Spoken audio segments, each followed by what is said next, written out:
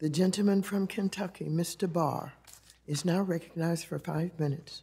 Thank you, Mr. Chairman. Good to see you again, and thank you for your testimony today. I appreciate your testimony that overspending has contributed to the inflation crisis we're facing right now, but I also appreciate your humility with respect to the Fed failing to meet its price stability mandate, and the fact that you admit that inflation is primarily a monetary policy phenomenon. So I want to focus on monetary policy in my questioning. And I know you understand that this has human costs. I want to share a couple of anecdotes from my district. A painter, Gerald Holland from Nicholasville, Kentucky, says a gallon of paint costs $10 more today than a year ago.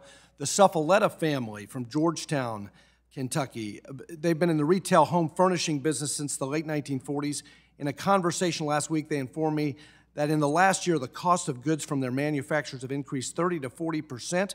And they're still receiving price increase letters every week. And like most small businesses, their cost of labor and overhead have gone up over 25%. So now they are having to determine how to operate without passing those costs on to the end consumer and still have some profits left at the end of the year. I could share dozens, as many of my colleagues could share dozens of these kinds of stories, including from constituents on fixed incomes who cannot afford the dramatic reduction in their purchasing power.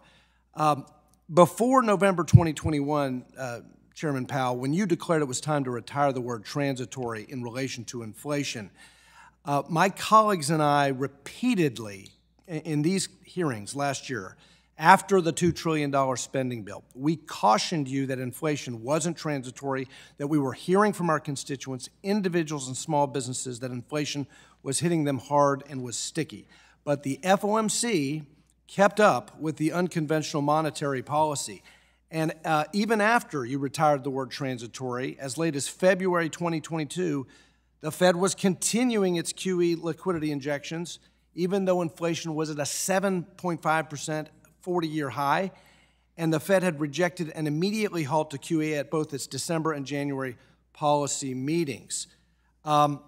This week, economist Mohamed El-Arian published an op-ed in which he states that the Fed's insistence that inflation was transitory is, quote, an error that will likely be remembered as one of its biggest ever.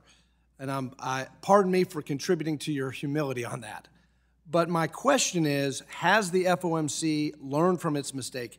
Has it learned that unconventional monetary policy at a time when it's not needed is harmful for the economy? Has it learned that QE during a time of recovery is a recipe for inflation? And has it learned that we cannot print our way to prosperity? Well, I think the main thing we've learned is that the supply side constraints that we saw were not as transitory as we had hoped and thought. And as I mentioned, every other mainstream economists and central banks around the world made the same mistake. That doesn't excuse it, but we thought that these things would be resolved long ago. Does the FOMC, do you and your colleagues concede now, in hindsight, that the overly accommodated monetary stance for too long was a mistake, a monetary policy mistake? So I'll just answer for myself. You know, that's for other people to assess. I would say that we had an expectation, and as I said earlier, I thought that always thought there was a chance we'd be wrong, and that if we were wrong, we'd be able to pivot.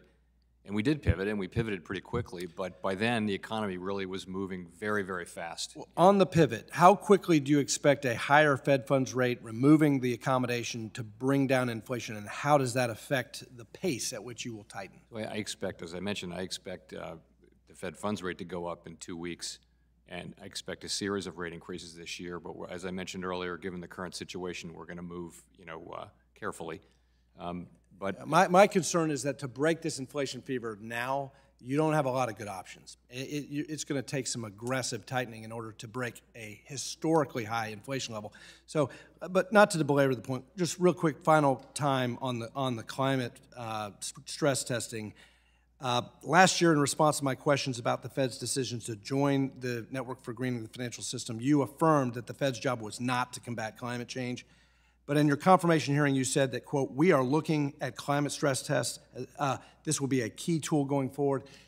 To clarify, what is it? Is it is it that you will not use this, as Mr. Posey asked you, to support capital surcharges for banks serving fossil energy companies? That's not the design or intent of the stress scenarios that we're working on right now. It is really to assist us and financial institutions who are doing these things themselves very actively, the larger ones, to understand the risks. Well, my time has expired, but as we look at a global energy crisis with the Ukraine invasion, Gentleman's time has critically expired. important we